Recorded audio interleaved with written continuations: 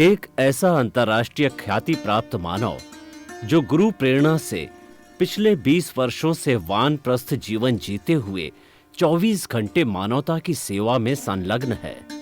एक ऐसा मानव जो अभी राष्ट्रीय, अंतर्राष्ट्रीय टीवी चैनलों पर 7,500 एपिसोड के माध्यम से सनातन सत्य, आत्मविज्ञान एवं पुनरुत्थान, व्यवहार एवं निश्चय जगत के जीवनोपयोगी विषयों पर हृदय स्पर्शी प्रवचन कर चुका है। उस मानव का नाम है महात्मा उपासक प्रोफेसर डॉक्टर सोहन राज तातेड़। प्रोफेसर तातेड़ द्वारा योग, दर्शन, शिक्षा विषयों पर रचित पीएचडी स्तर के 250 शोध ग्रंथ भारत के 100 प्रतिष्ठित विश्वविद्यालयों में शोधार्थी पढ़ रहे हैं तथा वे सभी शोध ग्रंथ वहां की सेंट्रल लाइब्रेरियों में उपलब्ध हैं। महात्मा सोहन राज ने अभी तक हजारों स्कूलों, कॉलेजों, विश्वविद्यालयों एवं संस्थाओं में सेमिनार, वर्कशॉप, कैंप लगाकर लाखों विद्यार्थियों को योग, दर्शन, शिक्षा का प्रशिक्षण देकर उन्हें सुसंस्कारित किया। डॉक्टर तातेड़ ने भारतीय संस्कृति उत्थान के 4000 से अधिक समसामयिक विषयों पर आर्टिकल लिखकर ऑनलाइन जर्नल, पत्रिकाओं, वेबसाइट्स पर प्रकाशित किया, जिसका उपयोग लाखों पाठक कर रहे हैं। उपासक तातेड़ के 5000 से अधिक आज का सुविचार, आज का शुभ संदेश, आज का मंगल भावना योग आदि चिंतन websites, Twitter, blogger, Facebook, YouTube माध्यमों से लाखों लोग अपना जीवन निर्माण कर रहे हैं। मानवता के मसीहा ऐसे महामानव महात्मा सोहन राज तातेड़ के प्रोफाइल को अभी तक विश्व के 20 लाख दर्शक यूट्यूब पर, 12 लाख गूगल पर एवं लाखों दर्शक फेसबुक, ब्लॉगर, ट्विटर और इंस्टाग्राम पर देख चुके हैं।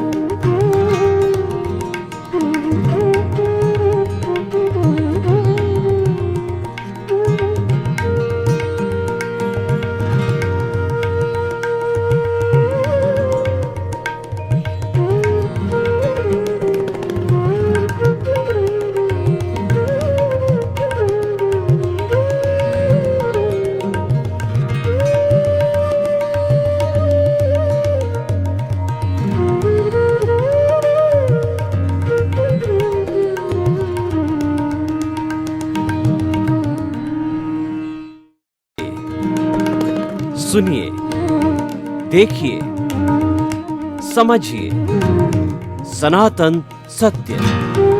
जैसी दृष्टि वैसी सृष्टि, दृष्टि विज्ञान। कुदरत, कुदरती रचना एवं कुदरत के कानून से शाश्वत सुख की प्राप्ति। जोधपुर के परम पूज्य महात्मा उपासक प्रोफेसर डॉक्टर सोहन राज तातेड़ के निर्देशन में सनातन सत्य। जैसी दृष्टि वैसी सृष्टि, दृष्टि विज्ञान।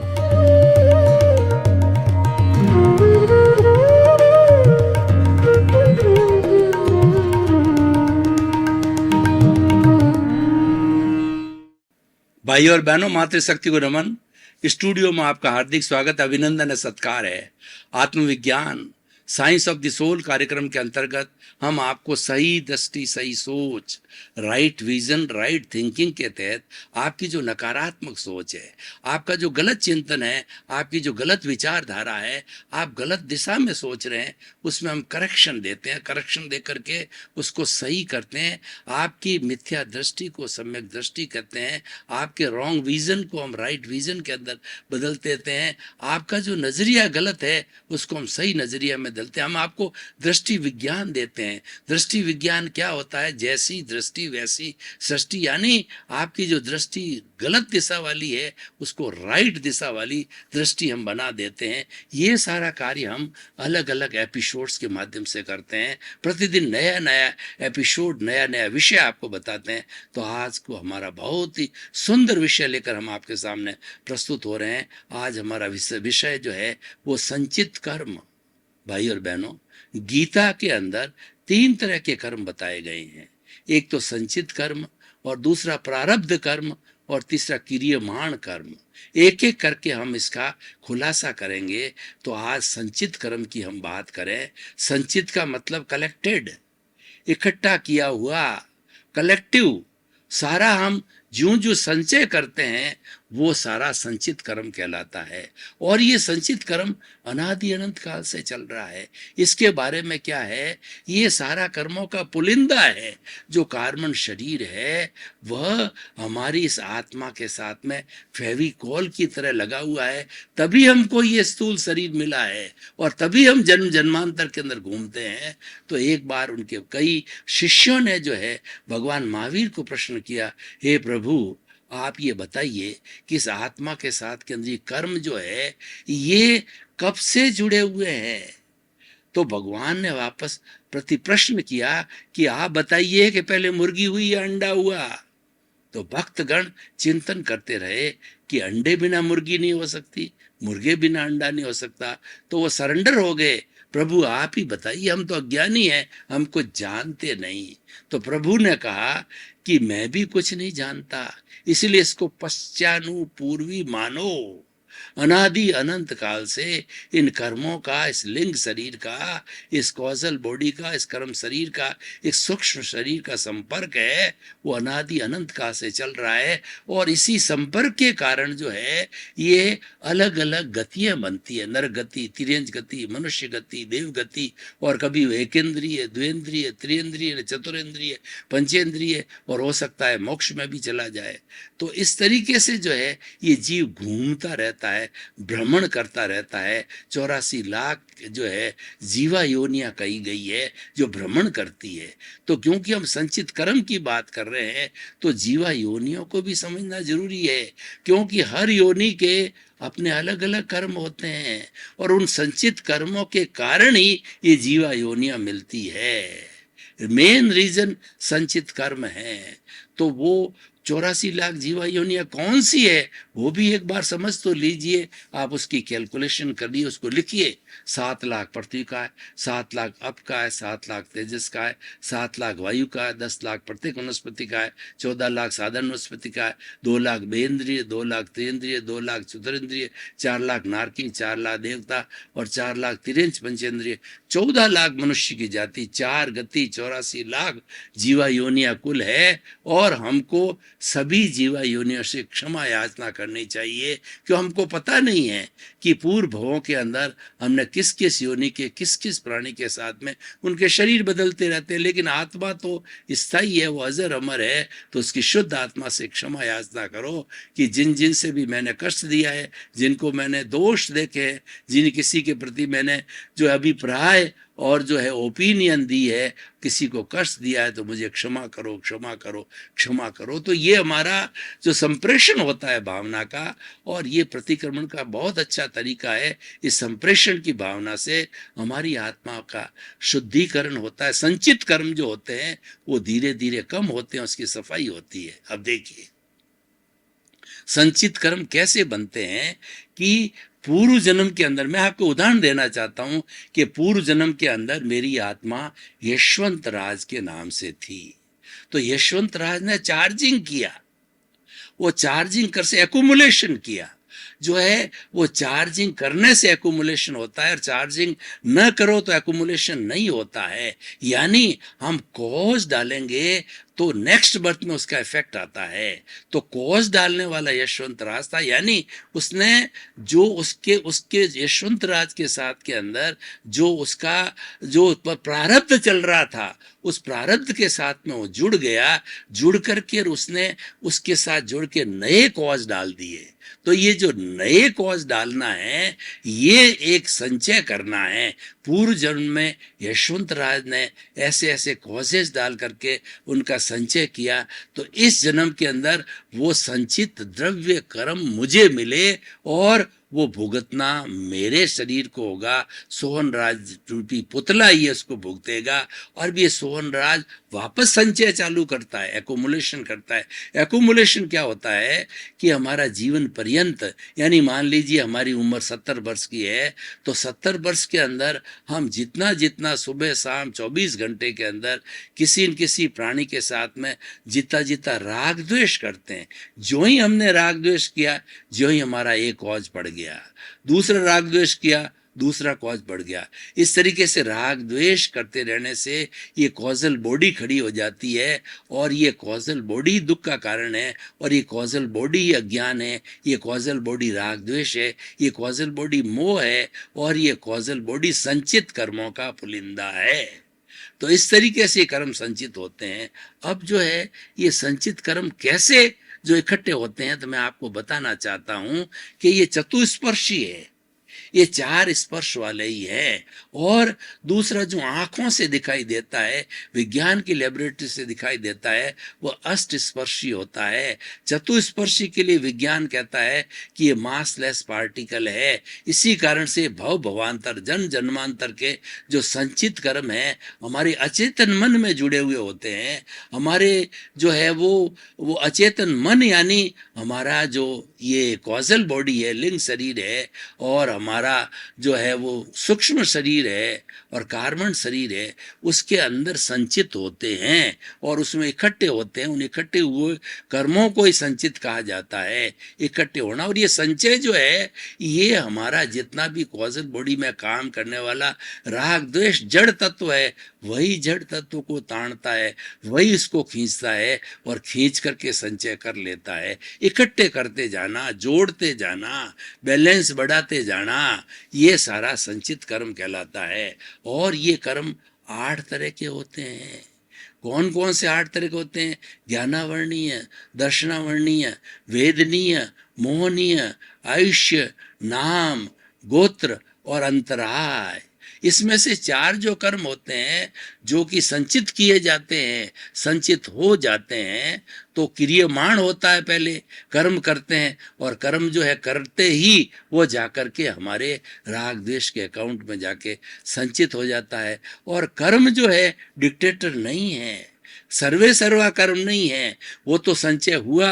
और वह संचय कैसे होता है उसका भी होता है, प्रकृति स्थिति प्रदेश अनुभाग के द्वारा संचित होता है। यानी जब कोई भी कर्म संचित होता है, जब कोई भी कर्म अर्न कर लिया जाता है, तो पहले उसकी प्रकृति बनती है। प्रकृति क्या हुआ?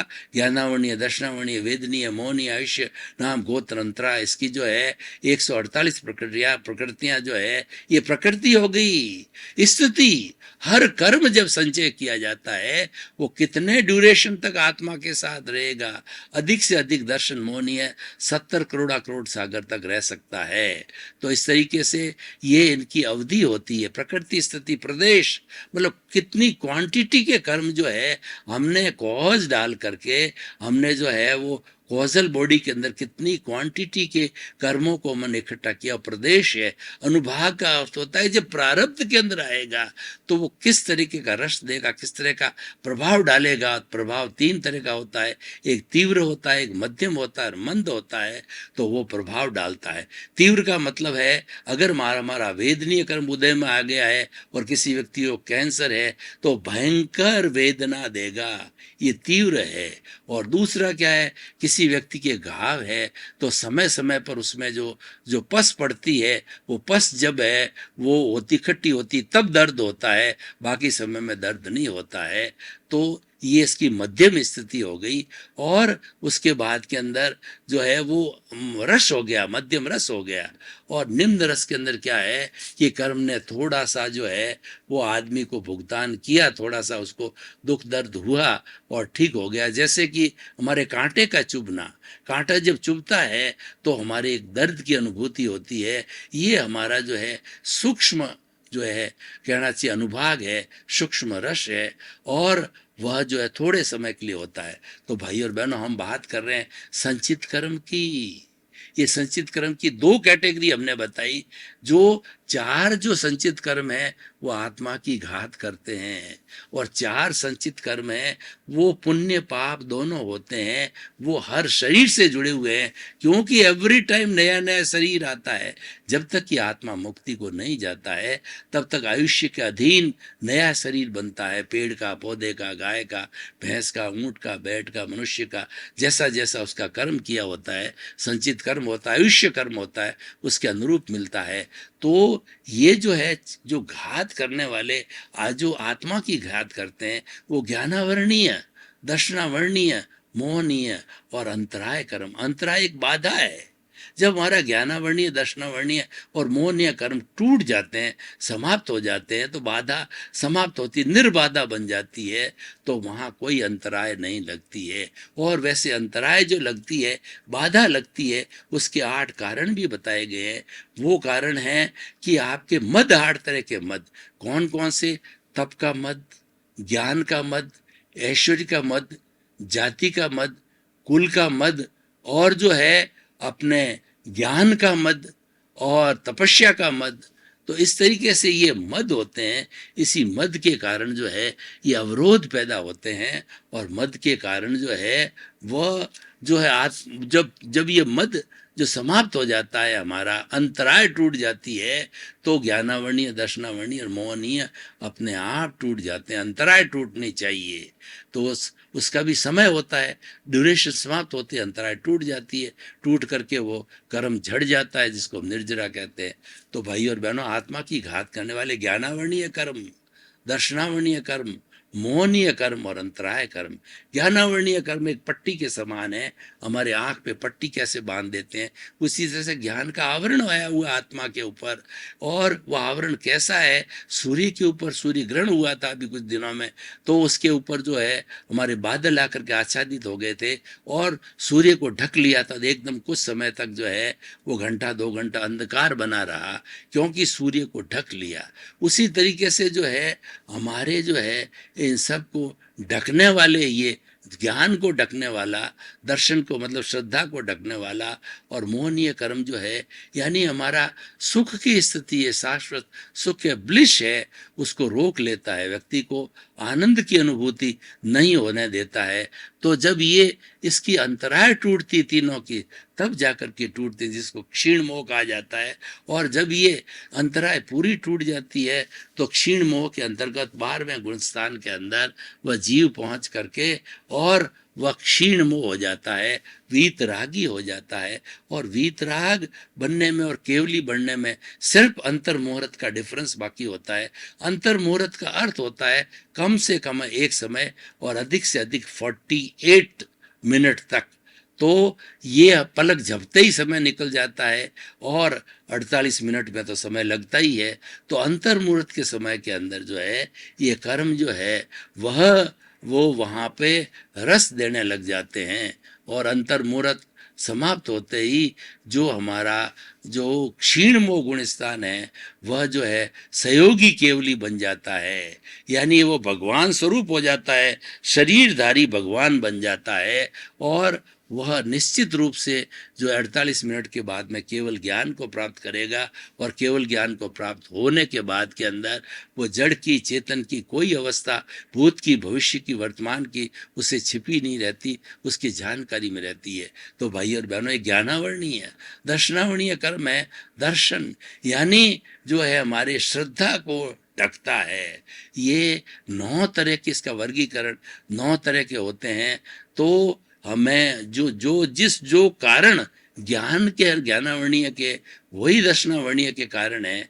तो ज्ञान और दर्शन जो है ये मिलते जुलते ही आपस में जुड़े हुए हैं। और वैसे एक कहूँ तो भी अतिशयोक्ति नहीं है, लेकिन एक हम कह नहीं सकते, क्योंकि ज्ञान और दर्शन दोनों विरोधी होने के कारण, एक साथ आत्मा के रहने के कारण आत्मा का अस्तित्व है, वरना आत्मा का कोई अस्तित्व नहीं रह सकता था। तो ज्ञानावरणीय, दर्शनावरणीय, मोहनीय जो है कर्म है, ये व्यक्ति शराबी की तरह होता है।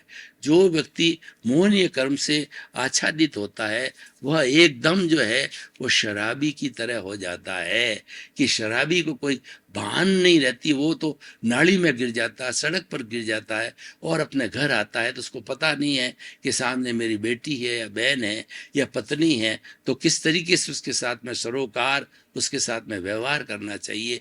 वो जो फल होता है उसका, वो इस मोहनीय कर्म के कारण होता है।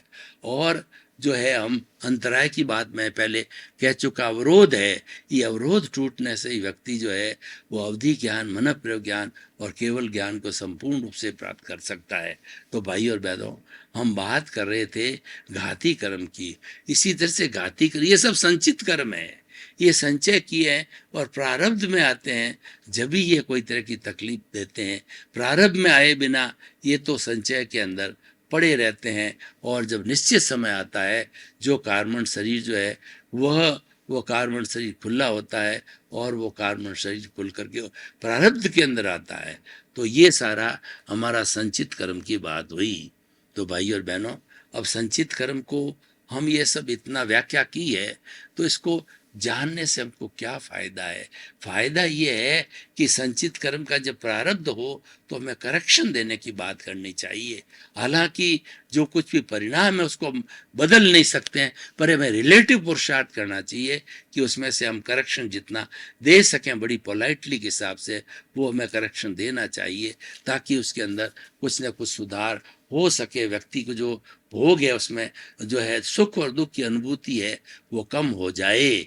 तो भाई और बहनों, हम इस पूरे एपिसोड को जो है आज ओपन टू द ऑडियंस करते हैं, क्योंकि इसकी रिलीवेंस और इसकी सामाजिक उपयोगिता और उसके साथ साथ के अंदर ये जो है समाज को, व्यक्ति को ये एपिसोड किस तरीके का ज्ञान दे सकता है जो कि ज्ञान से जुड़ा हुआ है। तो हम ये कहना चाहेंगे कि जो कर्म है वही एक ऑब्स्टेकल है, वही एक अज्ञान है और वही जो अज्ञान का वेल्डिंग होने के कारण उसको तोड़ना होता है। तभी हमारे को जो है वह प्रत्यक्ष ज्ञान होता है। प्रत्यक्ष ज्ञान होता है, अवधि ज्ञान, मन प्रव्या और केवल ज्ञान होता है। उस प्रत्यक्ष ज्ञान की प्राप्ति करने के लिए हमें राग द्वेष को तोड़ना होगा, राग द्वेष को कम करना हो जाएगा और जब पूरा जुड़ जाता है तब संपूर्ण निर्जरा होती है और संपूर्ण निर्जरा वो मुक्ति का धाम कहलाती है। तो भाई और बहनों, हम बात कर रहे थे संचित कर्म की। ये संचित कर्म जो है आत्मा के साथ के अंदर कर्म शरीर के अंदर ही सारे रहते हैं और वो आत्मा के साथ के अंदर एक एक आत्म प्रदेशों पर हमारे जो है संचित कर्मों के बहुत से परमाणु जो है मौजूद रहते हैं और इस तरीके से जो संचित कर्म होते हैं वो आत्मा का एक हिस्सा बन जाते हैं, उसके साथ ही रहते हैं। और लेकिन जब समय आता है, जब प्रारब्ध आता है, तो वही संचित कर्म जो है बर्फ की शिला की तरह पिघलते हैं और वो जो है वो अपने आप पिघल करके झरने लग जाते हैं। क्योंकि जो साधक है वो ज्ञान लेने के बाद के अंदर वो ज्ञाता दृष्टा में रहना पसंद करता है और ज्ञाता दृष्टा वाला बन जाता है, वो भटक भी जाता है। तो प्रज्ञा बहन आती है और उसको जो है पुनः सही रास्ते पर ला करके और उसके प्रतिक्रमण करा करके ज्ञान को हाजिर करके पुनर्प्रतिष्ठा करती है और वह व्यक्ति आराम से बोलने चालने लग जाता है और कार्य पद्धति करने लग जाता है। तो ये सारा संचित कर्म जब तक रहेंगे तब तक हमें जो है वो कर्मों से छुटकारा नहीं मिल सकता है। तो इसीलिए भाई और बहनों, संचित कर्म की मैंने बात करी कि चार तो आत्मा की घात करते हैं और चार जो है वो शरीर हर एक अलग अलग होता है, इसलिए हर शरीर के जो भौतिक तत्वों के कारण से वह जुड़ा हुआ रहता है, अलग होने के कारण उसका प्रभाव उस पर्टिकुलर जो है वो आत्मा के ऊपर रहता है। तो भाई और बहनों, हम आपको बताना चाहते हैं कि संचित कर्म का ये एपिसोड इतना इम्पोर्टेंट एपिसोड है कि हमने क्या क्या संग्रह किया। जिस तरीके से धन का संग्रह किया जाता है उसी तरीके से हमारे सामने जो घटित है, जो हम पीछे से लेकर के आए हैं, जो हमारा परिणाम है, जो हमारा उदय भाव है, तो उस उदय भाव के साथ के अंदर हम जुड़ जाते हैं। हम अपने जो है वो हमारा जो जो हमारा उसके साथ में जुड़ते हैं वो गलत है। हमारा सारा चिंतन होता है, वह चिंतन जो है हमारा, हम जो है इस आत्मा का जो चिंतन करते हैं वह हमारा होता रहता है। तो हमें देखने की बात यह है कि ये संचित कर्म जो है वो किस तरीके से हमको कष्ट देते हैं। तो कष्ट तभी देंगे जब उदय भाव में होंगे, और लेकिन उदय भाव में नहीं हो तो वो उपशम की अवस्था के अंदर आत्मा के साथ के अंदर जुड़े ही रहते हैं। तो भाई और बहनों, हम बात कर रहे थे संचित कर्मों की, तो इसको जानने के लिए, इसका सुधार करने के लिए जो है हमें ये चिंतन करना पड़ेगा कि कर्म दो तरह के होते हैं, कुशल कर्म और अकुशल कर्म, यानी बुरा कर्म और अच्छा कर्म। तो हम उसको अगर करेक्शन, कुछ कर्म ऐसे हैं जिसके अंदर करेक्शन होता है, कुछ में करेक्शन नहीं होता है, और हमारे ज्ञानावर्णीय, दर्शनावर्णीय, मोहनीय और अंतराय कर्म हैं, ये तो एकदम घाती कर्म होते हैं और एकांत पाप होते हैं। तो इसीलिए हम उसकी बात नहीं करते हैं। तो हम बात करते हैं जिसमें पुण्य और पाप दोनों होता है, वो हमारे जो है व्यवहार जगत है उसके अंदर होता है। तो उस पुण्य और पाप को जो है हम उसके अंदर जो संचित कर्म है उसके अंदर से हम निकालने की कोशिश करें, तो हमारा ये संचित कर्म भी धीरे धीरे रिड्यूस होकर के और ज़ीरो हो जाता है, और वो हमारे इस कॉजल बॉडी से जो है वो ज़ीरो होकर के अलग होने के कारण में जो हमारा ये शरीर है शुद्ध बुद्ध मुक्त बन जाता है, और फिर उसको संसार में भटकना नहीं पड़ता है। तो भाई और बहनों, हम ये बता रहे थे कि संचित कर्म जो है हमारे ही द्वारा अर्जन किए हुए होते हैं, और वो अपनी अपनी जगह पे कैटेगराइज होते रहते हैं। आपका बहुत बहुत धन्यवाद। आप आत्मविज्ञान कार्यक्रम बराबर देख रहे हो, आप देखते रहिए। आत्मविज्ञान कार्यक्रम एक उन्नति का कार्यक्रम है, ये जीवन को रूपांतरण करने का कार्यक्रम है, ये जीवन को बदलने का कार्यक्रम है। इसी क्रम में आपके प्रति मंगल भावना, शुभकामना। आपका जीवन आनंदमय हो, मंगलमय हो, सुखमय हो। आपके प्रति बहुत बहुत शुभ।